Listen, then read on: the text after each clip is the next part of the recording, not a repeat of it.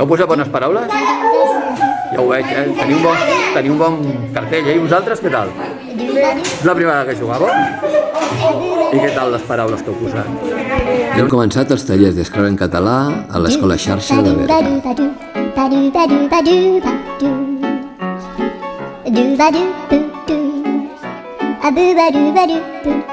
Un taller on les paraules de català són el nexe d'unió I d'integració.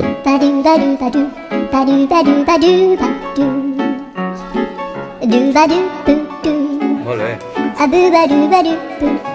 L'interès creix amb el descobriment de nous mots I paraules.